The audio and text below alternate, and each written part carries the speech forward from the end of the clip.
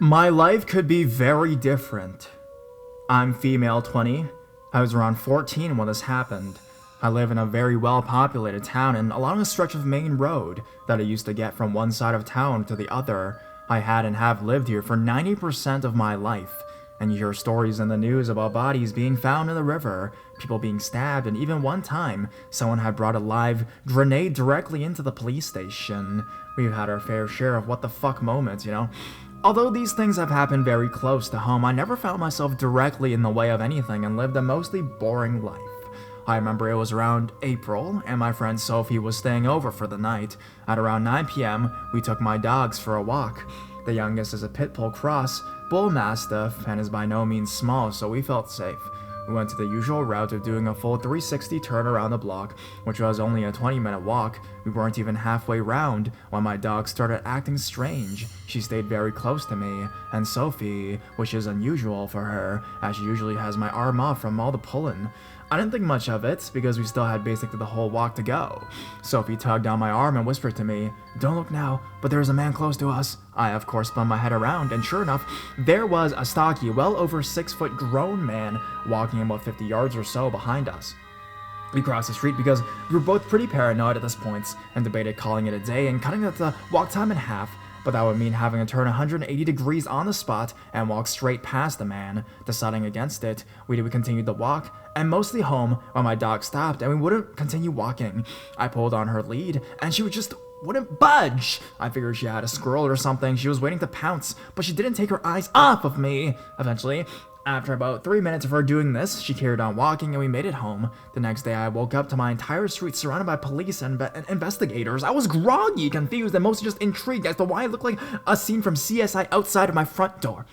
Me and Sophie took a walk down the road and noticed there was a complete forensics team in the house we call the Creeper Hut because it looked spooky at all hours of the day.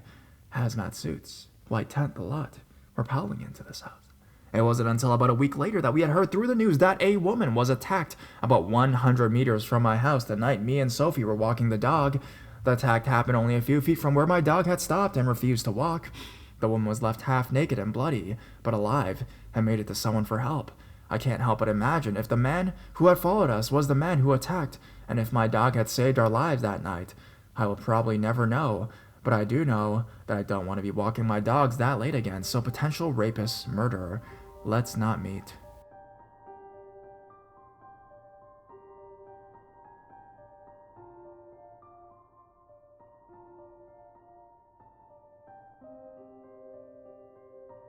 This is Joshua Johnson. This happened to me in the summer of 2015. Something you need to know about my life in 2015 is that I was suffering from an eating disorder. This caused me to go from a doctor's appointment to the ER, and then a hospital, and after a month in a hospital, I was transferred to a psychiatric unit for eating disorders. The unit itself was on the 5th floor of the hospital and had a sister unit that was not for eating disorders but for schizophrenia, depression, and any other mental illness that has gotten to a point where you can't function. That unit had people from 16 to any age. We generally didn't see those patients. However, there was a patient named Joshua, who by all accounts was completely insane. He had to stay on our unit because he kept trying to punch the patients on the other unit, so put him with underweight people who are mostly women. Joshua watched porn on the computers when people's families would visit, and young children were in the room even when the youngest people on the unit were in the floor. These people were around 11 to 13 years old. There was one day when I had to sit by the nurse's station all day as my heart was not doing well and had to take vitals every 30 minutes. The unit is basically halfway into the nurse station in the middle and a phone at each end with rooms in between. That day, Joshua kept calling his mother and calling her a cunt and screaming about how she messed up and how he hates her. Around 3 p.m., he switched from calling his mother to calling someone else. He called Julie and just saying, "This is Joshua Johnson. Do you remember April 22nd, 2001? I kid you, not that was the date. He said so many times and engraved in my brain." This was where he started to escalate. The nurses told him to get off the phone because it was 9 p.m. and at 9 p.m. the kiddos go to bed. He started shaking and yelling. Then he went to his room. At the nurse's station at this point, I was sitting next to this kid, John. John is a very obviously a homosexual. Joshua walks out of his room and asks John if he was a homosexual. And before John can even answer, Joshua asked John if he has sex with men, and then he snaps and says that God hates him, and God hates gay guys, and that he's going to hell. And he is screaming this, mind you. Joshua is at least 40 years old, and John was 17. The nurses tell Joshua to stop and try to pull him away. He sits down on the floor at the end of the hall that is near the large, locked exit door. They call the doctor to ask about a medication to sedate Joshua. They tell me and John to go into his room that is very large and has glass doors and walls. This is when the slow escalation throughout the day becomes a fast escalation to what I can only describe as fucking terrifying. Joshua starts to scream that he is going to kill all of us. He slams his weight against the glass walls, and for a second, I think they might give when the doctor on call pulls him away. He goes to the end of the hall again and pounds on the exit door for dear life. He is screaming that he will kill everyone on the unit if they don't let him out, and the nurses are locking all the doors to the rooms. Poor Heather was in a small room with a bunch of couches all alone, and they let her into the room we are in. She's having a panic attack and whispering to herself like some type of psychosis. The cops come, and he has punched up just about all the nurses and the doctors on call at this point. They sedate him and say it'll be about an hour. Then they bring him to his room on a gurney where he sleeps that night, and every night for another week while they look for placement of this. As if that night wasn't horrific enough, sleeping in the room right next to his was the worst. Sorry if this was anticlimactic, and for any formatting issues, as I am on mobile. But Joshua, I hope you're better now and got the level of care you clearly needed. That being said, let's not meet.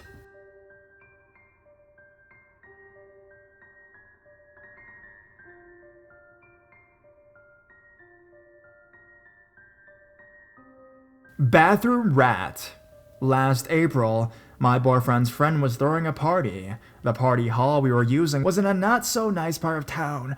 There was mega drug deals and gang activity close by. The event was formal, so I wore a dress. It may have been tooth or flashy, I don't know. Of course, my boyfriend wanted to go walk to the cutesy down the street just because he got bored of the party. On the walk back, I noticed a very sketchy-looking male staring me down. I just figured I'd ignore it because we were almost back anyways. The party hall was actually two that shared the same bathroom area. It was just a little halfway that connected them, and both sides had doors, so you only saw who went into the bathroom. Once we got back, we were in line for food, which was right next to the bathroom hallway door thing. The door creaks open, and I look over, and it's the guy who was staring me down earlier. He's whispering something inaudible. Not thinking, I lean a bit closer to try to understand him. He then reaches his hand out and whispered, "Come look at this with me," and attempts to grab me. I immediately jump back and try to get my boyfriend's attention. When my boyfriend looks over, the door closes abruptly. I don't know who that guy was, but I know if I let him grab me, it wouldn't go so well. So, strange bathroom man, let's not meet.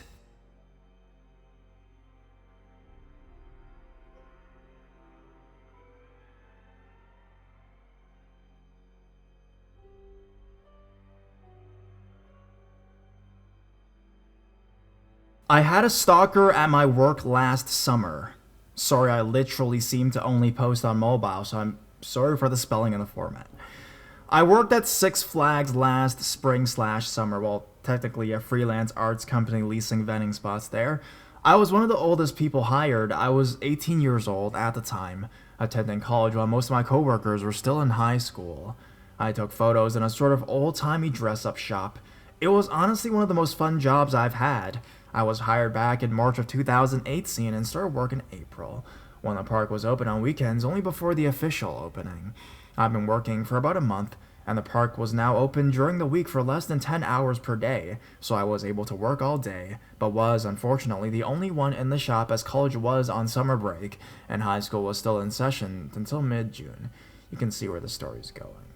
I was alone all day during the week and had some coworkers on the weekends. I was so terribly alone during the daytime that I walked across the path to go see my other coworker out of boredom. When I was outside of my shop during the daytime, I began to notice a man hanging around my area.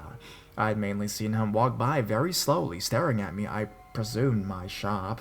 The whole time I figured he was just shy, wanted a picture inside, and was too afraid or socially awkward to ask for pricing. Deep down, he gave me an uneasy feeling, but I decided to ignore it because he was a customer in the park and was probably very antisocial. I kept a smile and tried pulling in customers all day every day. One day I smiled and waved at him. This was probably my big mistake. He walked over briskly to stand in front of me and stare at me. was creeped out. I was scared. He then asked me about prices after days of walking by me and staring. I breathed a sigh of relief and started going through my memorized sales pitch. After I finished, he started to smile. Not a normal smile. One that made my skin crawl. He leaned in so close, I could smell his breath.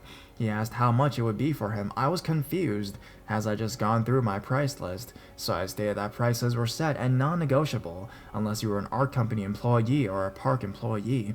He shrugged and walked off. When I ran through my pitch, a family had grown interested and wanted some pictures, so I gladly took them into the shop and had a wonderful time photographing them. While I was checking the family out and collecting payment, I looked up and the man was back, leaning against the chain barrier in front of my shop. The family collected their things and walked to the chain. The man had to move to the side for me to open it for them. I immediately closed it behind them as he tried pushing his way in the shop. I told him I was sorry, but only paying customers could come in. He wasn't allowed in unless he was considering a purchase. He frowned and walked away. I waited a few minutes, tidied up the shop, and stepped back outside.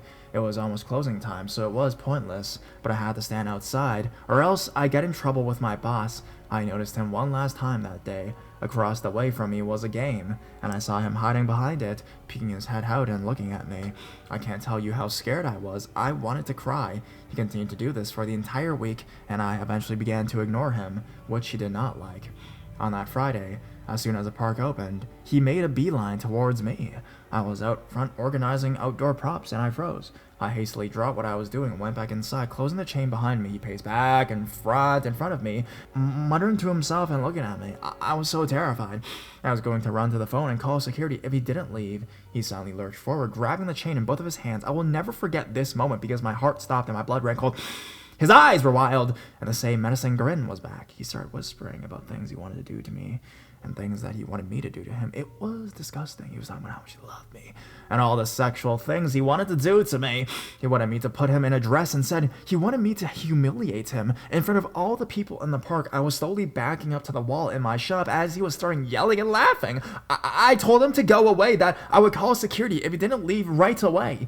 He got even more angry and said something that keeps me up at night, even a year later. I'll be waiting for you when you get out. Meet me by the employee exit on your way out or else. He gave me that disgusting smile again and walked away. I went behind the counter and started sobbing. I never imagined I'd have something like this happen to me.